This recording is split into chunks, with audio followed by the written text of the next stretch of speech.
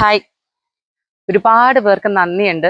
നന്ദി പറയാൻ കാര്യം എൻ്റെ സ്വീറ്റ് ഇതാ അവളെ കെട്ടിയിട്ടേക്കുവാണേ. കെട്ടിയിട്ടേക്കണ വേറൊന്നുമല്ല, നാളെ അവൾക്ക് സർജറിയാണ്. അപ്പൊ ഞാൻ കുളിപ്പിക്കും. ഇപ്പൊ സ്വീറ്റിയുടെ ഒരു പ്രത്യേകത എന്ന് പറഞ്ഞാല് കുളിച്ച് കഴിഞ്ഞ് ഞാൻ ഒന്ന് തൊട്ട് കാര്യം പറഞ്ഞോട്ട് എന്നാ നിന്നെ തൊട്ട് ഓ ഇവളെ കുളിപ്പിച്ച് കഴിഞ്ഞാല് നിങ്ങൾക്കറിയാലോ ഇവിടെ എല്ലാ കൂടുകളും ഉണ്ട്.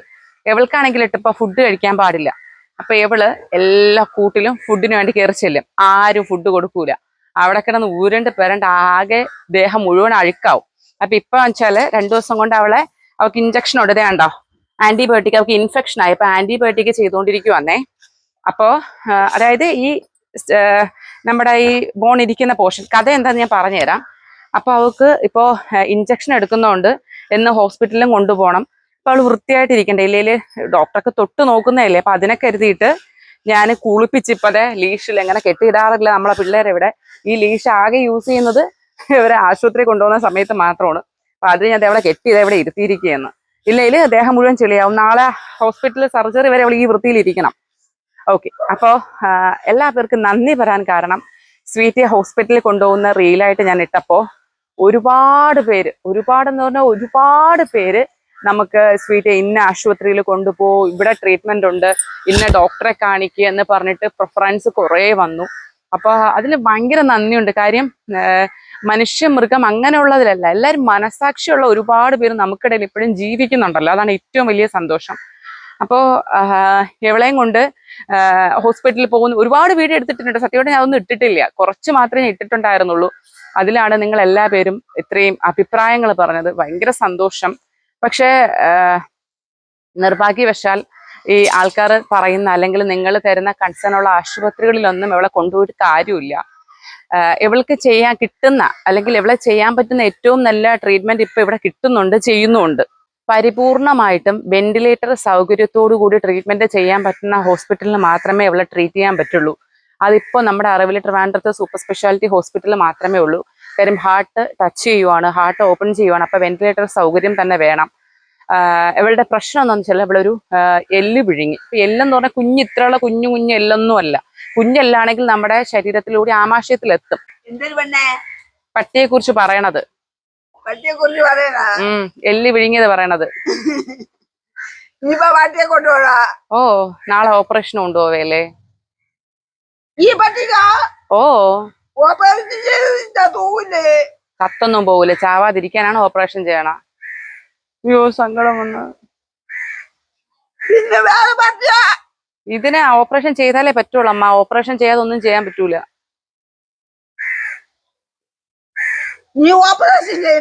ഓ ഒരുപാട് ചെലവല്ലേ വേണ്ട അമ്മ. നമ്മൾ ഈ ഇവരെ വളർത്തുമ്പോഴേ നമ്മൾ ഇവക്കുള്ള ചെലവിനുള്ള പൈസയൊക്കെ കണ്ടുപിടിക്കണം. നമ്മൾ ഒരു വയ്യായിക വരുമ്പോഴത്തേക്ക് അങ്ങ് ഉപേക്ഷിച്ചു കഴിഞ്ഞാൽ പിന്നെ ഇവര് ജീവനല്ലേ അമ്മ. നമുക്ക് പൈസ ഉണ്ടോ ഇല്ലയോ എന്നുള്ളതല്ല പ്രധാനം. ഇല്ലെങ്കിൽ നമ്മൾ എന്തെങ്കിലും പണയം വെച്ചിട്ടെങ്കിലും അവരെ ചികിത്സ ചെയ്യണം. മനസ്സിലായാ? നമ്മുടെ വീട്ടില് നമ്മുടെ മനുഷ്യർ ഇവിടെ നിങ്ങൾക്ക് അസുഖം വന്ന ആശുപത്രി പോണില്ലേ? നമ്മുടെ കുഞ്ഞുങ്ങൾക്ക് അസുഖം വന്ന ആശുപത്രി പോണില്ലേ? നമുക്ക് അസുഖം വന്ന ആശുപത്രി പോണില്ലേ? നമ്മൾ പൈസ നോക്കണുണ്ടോ? ഇല്ലല്ലോ. അതുപോലെ തന്നെയാണ് ഇവർക്ക് അസുഖം വന്നാലും നമ്മൾ ഇവരെ ട്രീറ്റ് ചെയ്തേ പറ്റുള്ളൂ. ഇവരെ നോക്കണം നമ്മള്. അതെ. ഇല്ലെങ്കിൽ നമ്മൾ ഇവരെ വളർത്താൻ പോവരുത്. നമുക്ക് ഇവരെ പരിപൂർണമായിട്ടും സംരക്ഷിക്കാൻ കഴിവില്ലെങ്കിൽ നമ്മൾ ഇവരെ ആരെയും വളർത്താൻ പോകരുത്. ഒരുപാട് പേര് നമ്മുടെ വീഡിയോ പപ്പി കുഞ്ഞുങ്ങളെ വിൽക്കുന്ന വീഡിയോയുടെയൊക്കെ അടിയിൽ വന്ന് കമന്റ് ചെയ്യും. ഇപ്പൊ നിങ്ങൾ പട്ടിക്കുട്ടിയൊക്കെ എടുത്ത് വിൽക്കും, എന്നിട്ട് നാളെ അവരെ കൊണ്ട് ഉപയോഗമില്ലാതാകുമ്പോൾ റോട്ടിൽ ഞങ്ങൾ, അതായത് അഡോപ്ഷൻ ടീമുകളാണ് കൂടുതൽ മെസ്സേജ് ഇട്ടിട്ടുള്ളത്, ഞങ്ങള് പറക്കാൻ വേണ്ടി നടക്കണം എന്നുള്ളത്. അങ്ങനത്തെ ഗതികേട് ഞാൻ അപ്പൊ അതിന് കമന്റ് ചെയ്തിട്ടുണ്ട്. അങ്ങനത്തെ ഗതികേട് എന്തായാലും എന്റെ കുഞ്ഞുങ്ങൾക്ക് വരില്ല. ഇവർക്ക് വയ്യാതായാല് നമുക്ക് ഇതിനകത്തുണ്ട്, ഇത്രയും സ്ഥലം കിടപ്പുണ്ട്, അതിനകത്ത് ഞങ്ങൾ അവരെ എന്താന്ന് വെച്ചാൽ ചെയ്യും. അല്ലാണ്ട് ഞങ്ങൾ ഒരിക്കലും റോട്ടിൽ കൊണ്ടിടില്ല. ആർക്കും ഇവിടുത്തെ പട്ടികളെ പറക്കേണ്ടി വരില്ല. അപ്പൊ നമ്മൾ നിർത്തിയത് ഇവിടെ വാ, ഇഞ്ഞ് വാ, എല്ലാരും വാ, ഇവിടെ വാ. സിംബേ ഇവിടെ വന്നിരുന്നത് എന്തോ കാണിക്കുന്നത്? ഡോറ എവിടെ? ഡോറ എവിടെ? ഇവിടെ പൂച്ചേരാ പറയാൻ നടക്കണത്. ആ വീടിന് ഇടിച്ചിടോ എന്തോ 3 കൂടെ പോയി. അപ്പൊ നമ്മുടെ മാറ്റർ എല്ലെന്ന് പറയുന്നത് കുഞ്ഞു എല്ലൊന്നും അല്ല. കുഞ്ഞു എല്ലുകൾ വിഴുങ്ങിയാല് ഇവരുടെ ആമാശയത്തിലെത്തും. ഇത് ഇത്ര വലിപ്പമുള്ള ഒരു പോർക്കിന്റെ നട്ടലിന്റെ ഭാഗമാണ് ഇവള് തിന്നേക്കുന്നത്. ഇവൾ എങ്ങനെ തിന്നെന്ന് പറഞ്ഞാല് നമ്മൾ കഴുകാനായിട്ട് കൊണ്ടുവന്ന് ചരുവത്തിൽ തട്ടി, നിങ്ങൾക്കറിയാലോ ഞങ്ങളുടെ ഡോഗിന്റെ ചരുവം, അല്ല, അപ്പൊ നമ്മുടെ ഡോഗിന്റെ പോർക്കിന്റെ എല്ല് കൊടുക്കും, പിന്നെ ബീഫിന്റെ എല്ല് കൊടുക്കും. അങ്ങനെ എല്ലുകൾ വലിയ വലിയ എല്ലുകളാണ് നമ്മൾ കൊടുക്കുന്നത്. അതിനെ കൊണ്ടുവന്ന് ചെറുതാക്കിയും കൊടുക്കും, ചിലത് അവർ കടിച്ചു പൊട്ടിച്ചും തിന്നും. തീരെ ചെറിയ എല്ല് നമ്മൾ ആഹാരത്തിൽ കൂടെ വേവിച്ച് മാത്രമേ കൊടുക്കാറ്. തീരെ ചെറുതെന്ന് പറഞ്ഞാൽ ഈ സൈസൊക്കെ. വലിയ വലിയ എല്ലുണ്ടാവും, അത് അവർക്ക് അങ്ങ് ഇട്ട് കൊടുക്കും, അവർ കടിച്ച് പറിച്ച് തിന്നോളും. അപ്പൊ പറഞ്ഞു വരുന്നത്, അന്ന് ഈ വിഴുങ്ങേന്റെ അന്ന് എല്ല് കൊണ്ടുവന്ന് നമ്മൾ കഴുകാനായിട്ട് ചരുവത്തിനകത്ത് വേവിക്കാൻ കണക്കാക്കിന് വെച്ചിരുന്നതാണ്. അമ്മയാണ് അടച്ചത്. അമ്മയുടെ അടച്ചതിന്റെ ആ ഒരു ശ്രദ്ധക്കുറവ് കൊണ്ടാവണം, ഇവർ 3-4 പേര് വെളിയിലുണ്ടായിരുന്നു. അവർ തള്ളിയിട്ട് തിന്നു അതിനകത്തുനിന്ന്. എല്ലാവരും തിന്നു. എവള് കഴിച്ചു, അവളുടെ അമ്മ കഴിച്ചു, അവളുടെ മകളും കഴിച്ചു, ഒക്കെ കഴിച്ചു. പക്ഷെ അവർക്കൊന്നും ഒരു കുഴപ്പവും വന്നില്ല. ഇപ്പൊ നമ്മൾ ഈ അടപ്പ് വീണ സൗണ്ട് ഇട്ട് ഞങ്ങൾ ഓടി വരും. ഇല്ലെങ്കിൽ കാക്ക തള്ളിയിടുന്ന ഒരു പരിപാടിയുണ്ട്. കാക്ക ഇതുപോലെ അടപ്പ് തള്ളിയിട്ടിട്ട് എല്ലാം പറക്കി എടുത്തോണ്ട് പോകും. അപ്പൊ നമ്മൾ കാക്ക തള്ളിയിട്ടെന്നിട്ട് പോയപ്പോ ഇവര് തന്നെയാണ് തള്ളിയിട്ടതും. ഞങ്ങൾ അങ്ങനെ എവരെ നിന്ന് പിടിച്ചു വാങ്ങിച്ചു. പറ്റുന്നതൊക്കെ എവളെ വായിക്കാത്തെന്ന് ഞാൻ ഇങ്ങനെ വിരലിട്ട് എടുക്കാൻ നോക്കിയതാ. എവളെ വായിക്കാത്തൊരു വലിയ എല്ലിരിക്കുന്ന കണ്ടുകൊണ്ട് എനിക്കൊരു പേടി, എന്തോ മനസ്സിലൊരു പേടി തോന്നിയിട്ട് ഞാൻ പിടിച്ചു വാങ്ങാൻ നോക്കിയത്. പക്ഷെ എന്നെ കണ്ടപ്പോൾ പെട്ടെന്ന് അങ്ങ് വിഴുങ്ങി കൊടുത്തു. ഇല്ലെങ്കിൽ അവർ സാവകാശം കടിച്ചു മുറിച്ചൊക്കെ തിന്നുള്ളൂ. എന്നെ കണ്ടപ്പോൾ വിഴുങ്ങിയത് കൊണ്ടാവണം, അത് വാക്കില്ലാണ്ട് അവരുടെ ഹാർട്ടിന്റെ ലെൻസിന്റെ ഇടയിലാണ് കുരുങ്ങിയത്. അപ്പൊ ഇവളിത് കഴിച്ചു കഴിഞ്ഞിട്ട് പിറ്റേ ദിവസം, അന്ന് ദിവസം വലിയ ശല്യമില്ല, കാര്യം ഫുഡ് കഴിച്ചു കഴിഞ്ഞു. പിറ്റേ ദിവസം അവൾ ഒന്നും കഴിച്ചില്ല. എന്ത് കഴിച്ചാലും വൊമിറ്റ് ചെയ്തുകൊണ്ടിരുന്നു. അപ്പൊ ഞങ്ങൾ കാര്യമാക്കിയില്ല, വിരശല്യങ്ങാനും ആയിരിക്കുമോ എന്ന് വിചാരിച്ചു. പക്ഷേ പിന്നെയാണ് ചേട്ടൻ പറഞ്ഞത്, അതിന് വിര ഇളക്കിയിട്ട് 2 ആഴ്ച ആയിട്ടുള്ളൂ, വിരശല്യം അല്ല എന്ന് പറഞ്ഞു. അപ്പൊ എന്ത് കഴിച്ചാലും ആർത്തിയോടെ കഴിക്കും. കഴിച്ചൊരു സെക്കൻഡ് കഴിയുമ്പോഴത്തേക്കും വൊമിറ്റ് ചെയ്യും, സ്പോട്ടിൽ തന്നെ വൊമിറ്റ് ചെയ്യും. അങ്ങനെ ഇത് 2 ദിവസമായപ്പോൾ 2-ാമത്തെ ദിവസം നമ്മളൊരു പ്രശസ്തനായ ഒരു ഡോക്ടറെ അടുത്ത് കൊണ്ടുപോയപ്പോൾ ആ ഡോക്ടറോട് ഇങ്ങനെ സിംറ്റം ഒക്കെ പറഞ്ഞപ്പോൾ പുള്ളിക്കാരൻ തന്നെ പറഞ്ഞു എന്തോ വിഴുങ്ങിയതായിരിക്കും എന്നൊക്കെ പറഞ്ഞിട്ട്, നമ്മളിപ്പോൾ ട്രീറ്റ് ചെയ്യുന്ന ആശുപത്രിയുമായിട്ടുള്ള ഒരു പ്രശ്നം നിങ്ങൾക്ക് അറിയാമല്ലോ. പ്രശ്നം വന്നതിന്റെ കാരണത്തിന് ആൾ ട്രീറ്റ്മെന്റിന് വില്ലിങ് ആയില്ല. വലിയൊരു വിദഗ്ധനായ ഡോക്ടറുടെ പേരൊന്നും ഞാൻ പറയണില്ല. വില്ലിങ് ആയില്ല, ആള് ട്രീറ്റ്മെന്റ് ചെയ്യാൻ തയ്യാറായില്ല. ആള് പറഞ്ഞു അവിടെ കൊണ്ടുപോയി, ഇവിടെ കൊണ്ടുപോയി, ഇവിടെ കൊണ്ടുപോകും എന്നൊക്കെ പറഞ്ഞു. അങ്ങനെ അവസാനം അവിടുന്ന് നമ്മൾ വേറൊരു പ്രൈവറ്റ് ഹോസ്പിറ്റലിൽ കൊണ്ടുപോയി. അത് അത്യാവശ്യം ഫെമിലിയർ ആയിട്ടുള്ള ഒരു ഹോസ്പിറ്റലാണ് ട്രിവാൻഡ്രത്തെ. അവിടെ കൊണ്ടുപോയി അവിടുത്തെ ഡോക്ടറാണ് ഈ എക്സ്റേ എടുത്തതും കോൺട്രാസ്റ്റ് എക്സ്റേ എടുത്തതും. അങ്ങനെ എടുത്തു നോക്കിയപ്പോഴാണ് എല്ലാണെന്ന് പറഞ്ഞു. അപ്പോഴേ ചേട്ടൻ പറഞ്ഞു പോർക്കിന്റെ ആവണം, കാര്യം പോർക്കിന്റെ തിന്നുന്ന കണ്ടു എന്ന് പറഞ്ഞു. പിന്നെ ആ എല്ലിന്റെ അളവ് കറക്റ്റ് ഹസ്ബൻഡ് പറഞ്ഞു കൊടുത്തപ്പോൾ ആ അളവ് വെച്ച് തന്നെ ഡോക്ടർ പിടിച്ചു. ആൾക്ക് മനസ്സിലായി, കാര്യം എക്സ്റേയിൽ അത് അതേ അളവിൽ തന്നെയാണ് കിടക്കുന്നത്. അവിടുന്ന് തന്നെയാണ് അവർ പറഞ്ഞത് ഒന്നും ചെയ്യാൻ പറ്റത്തില്ല എന്നും, ഇത് സർജറി ചെയ്യുന്നത് പോസിബിലിറ്റി അല്ല, കാര്യമായിരിക്കുന്ന പൊസിഷൻ അങ്ങനെയുള്ള പൊസിഷനിലാണ്. സർജറി ചെയ്യാൽ തിരിച്ച് തുന്നിക്കെട്ടാൻ പറ്റില്ല, അതാണ് അവസ്ഥ. അതായത് സർജറി ചെയ്യാം, പക്ഷെ തിരിച്ച് അവർക്കിപ്പോൾ ഒരു ഓപ്പൺ ചെയ്താൽ തിരിച്ച് ക്ലോസ് ചെയ്യണ്ടേ. ക്ലോസ് ചെയ്യാൻ പറ്റുന്ന സ്ഥലത്തല്ല ആ എല്ല് കുരുങ്ങിയിരിക്കുന്നത്. ഹാർട്ടിന്റെയും ലെൻസിന്റെയും സെൻട്രലായിട്ട് ഒരു റബ്ബറോ അങ്ങനെ മാതിരിയുള്ള ഒരു പോർഷനാണ്. അത് കട്ട് ചെയ്ത് കഴിഞ്ഞാൽ അത് തിരിച്ച് സ്റ്റിച്ച് ചെയ്യാൻ പറ്റില്ല, പിഞ്ച് പോവും, അങ്ങനത്തെ ഒരു അവസ്ഥയാണ്. അപ്പൊ അതിപ്പോ ഏത് ആശുപത്രി കൊണ്ടുപോയാലും അത് തന്നെയാണ് അവസ്ഥ. അപ്പൊ അവിടുന്ന് ഞങ്ങൾ നേരെ നമ്മുടെ സ്ഥിരം ഉള്ള PMG പ്രവീൺ ഡോക്ടറെ അടുത്ത് കൊണ്ടുപോയി.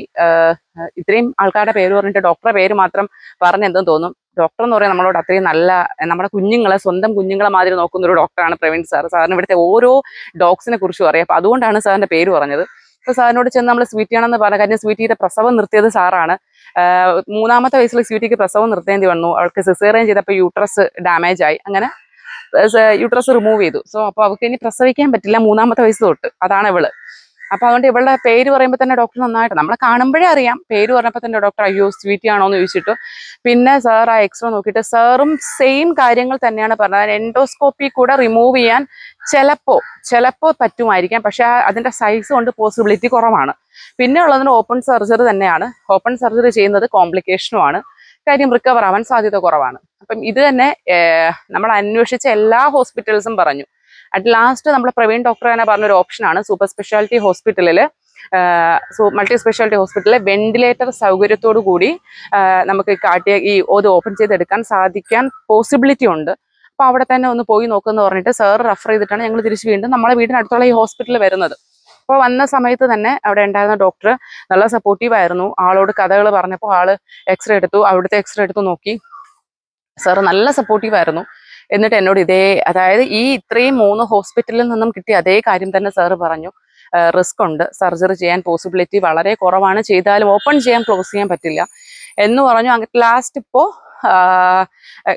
അതായത് ഇവർ എന്നിട്ട് പറഞ്ഞു, ഞാൻ ഒരു 2 ആഴ്ച മുന്നാണ് ഡോക്ടറെ കണ്ടത്. അപ്പോൾ സാറ് പറഞ്ഞു തൽക്കാലം പോകുന്നിടത്തോളം പോട്ടെ, നിങ്ങൾ അതായത് ഇവളിപ്പോൾ ഹെൽത്തി ആണ്. അപ്പൊ ഇവൾക്ക് എന്തെങ്കിലും ഇൻഫെക്ഷനോ ചുമയോ അല്ലെങ്കിൽ അങ്ങനത്തെ എന്തെങ്കിലും സ്റ്റേജ് വരുവാണെങ്കിൽ മാത്രം നമുക്ക് ഇവിടെ സർജറി ചെയ്താൽ മതി എന്നൊക്കെ പറഞ്ഞതാ.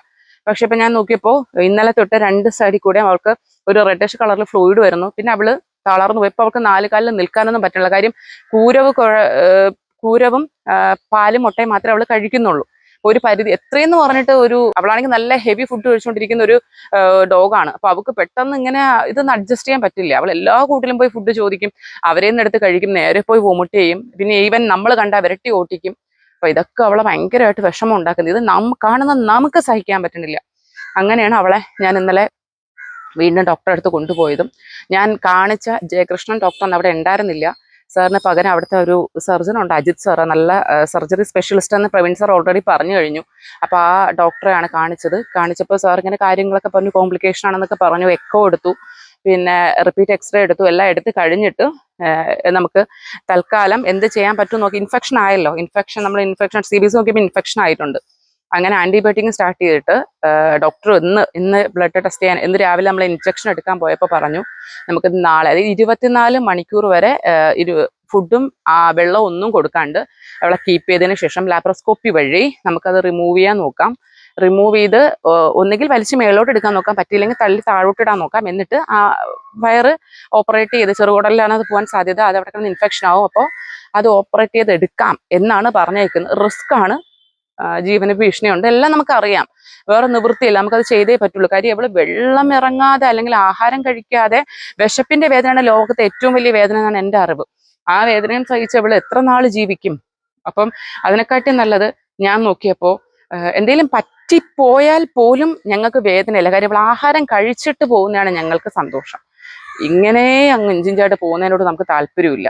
അപ്പൊ അങ്ങനെ നാളെ അവൾക്ക് ലാപ്രോസ്കോപ്പി ചെയ്യുവാണ്. ലാപ്രോസ്കോപ്പി ചെയ്തിട്ട് അത് സക്സസ് ആയിട്ടില്ലെങ്കിൽ സർജറി തന്നെ ചെയ്യും. ഇപ്പൊ എൻ്റെ ചുണ്ണരി നാളെ പോയി സർജറി ഒക്കെ ചെയ്ത് ആരോഗ്യത്തോടെ തിരിച്ചു വരും. ഇതാണ് കഥ. ഓ പിന്നെ ചെയ്യണം. നീ കൊണ്ടുവന്ന് ചെയ്താ വിഷമം വരുമില്ലേ? വരും. ഏതാ ആശുപത്രി പോണ? കൊടപ്പനക്കുന്നില്. കൊടപ്പനക്കുന്നിൽ ഇപ്പൊ ആശുപത്രി ഉണ്ടാ? വലിയ ആശുപത്രി ഉണ്ട്, അവിടെ കൊണ്ടാണ് ചെയ്യണം. ആ പാർട്ടിയെ കൂടെ പോവും. പോകുന്നുണ്ടാ? നമുക്കത് ഇപ്പൊ ആഹാരം കഴിക്കാൻ പറ്റുന്നുണ്ടോ? ഒന്നും കഴിക്കില്ല. കഴിച്ച നിങ്ങൾക്ക് അറിയാലോ, ഇവിടേക്ക് ആവുമല്ല, ഛർദിക്കുമല്ല. അപ്പൊ പിന്നെ അതിനെക്കാട്ടി നല്ല തന്നെ ചെയ്യാൻ പറ്റുന്നുണ്ട്. ഇപ്പൊ ഒലിച്ചുകൊണ്ടിരിക്കുന്നുണ്ടോ? ഇങ്ങനെ ഒലിച്ചുകൊണ്ടിരിക്കും എപ്പോഴും വായിക്കൂടെ. ഇപ്പൊ ഇൻഫെക്ഷൻ ആന്റിബയോട്ടിക് ചെയ്യുന്നോണ്ടാണ് ഇത് വെള്ള കളറായി, ഇല്ലെങ്കിൽ ഇത് ചുവപ്പ് കളറായിരുന്നു. ഇങ്ങനെ ഒലിച്ചുകൊണ്ടിരിക്കുന്നത് ചുവപ്പ് കളറായിരുന്നു. ഇപ്പൊ നമ്മള് ആന്റിബയോട്ടിക് ചെയ്തതിന് ശേഷം അത് വെള്ള കളറായത്. ഇതിങ്ങനെ അങ്ങ് തീർന്നാ മതിയാ അമ്മ? അതിനെന്തെങ്കിലും അസുഖം വന്ന് നമ്മള് ട്രീറ്റ്മെന്റ് ചെയ്യണ്ടേ? അയാൾ ഇനി എപ്പോ വരുന്ന? ഇല്ല, നമ്മള് കാറിൽ കൊണ്ടുപോകും.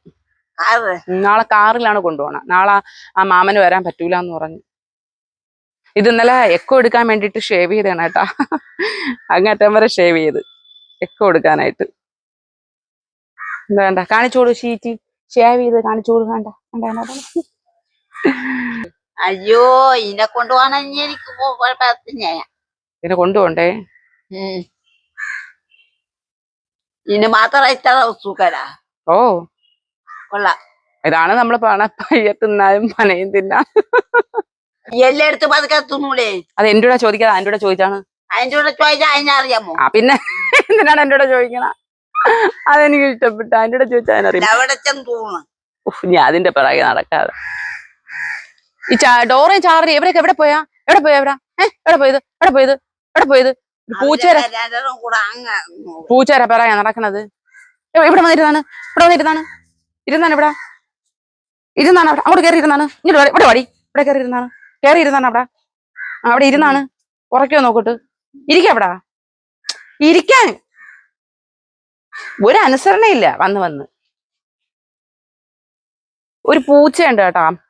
ഒരു പൂച്ച എവരുടെ ഷീറ്റിന്റെ ഇടയിൽ കയറിയിരിക്കും, കുട്ടിപ്പൂച്ച. ആ പൂച്ചയെ പിടിക്കാനാണ് ഇതെല്ലാം കൂടെ വളഞ്ഞിട്ട് അവരെ ഷീറ്റിന്റെ ഇടയിൽ കയറി. ഒരു വാലിട്ടൊരു അടിയടിച്ച നല്ല വേദനയാണ്.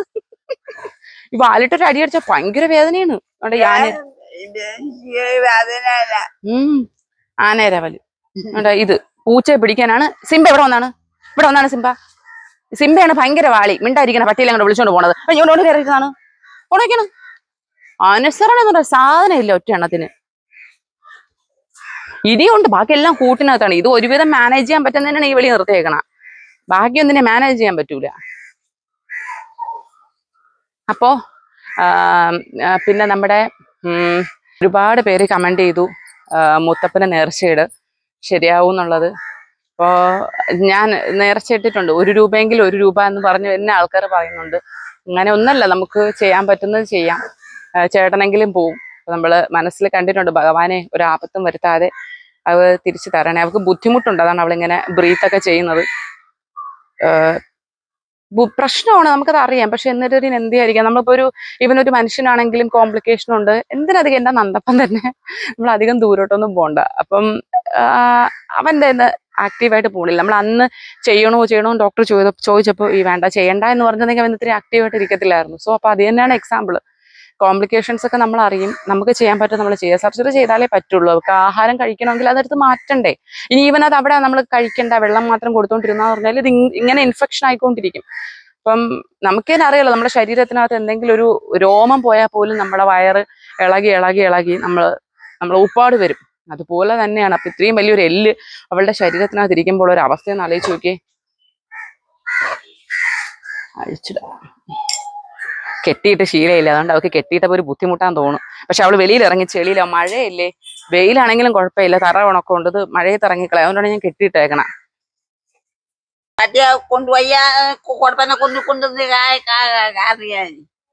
ഇതമ്മ പറയണ കൊണ്ടൊന്ന് കാണിക്കണ്ടേ? ഓ കാണിക്കണം. നീ ഇത്രയും വലിയ ആശുപത്രി കെട്ടിയിട്ടേക്കണ? ഓ അവിടെ അത്രയും വലിയ ആശുപത്രി ഉണ്ട്, പുതിയൊരു ആശുപത്രി. നിങ്ങൾ കണ്ടിട്ടില്ല? ഞാൻ കണ്ടിട്ടില്ല. നിങ്ങൾ പണ്ട് പോയപ്പോഴല്ല, ഇപ്പഴ അതുപോലെയല്ല. ഇപ്പൊ വേറെ ആശുപത്രിയൊക്കെ വന്ന അവിടെ.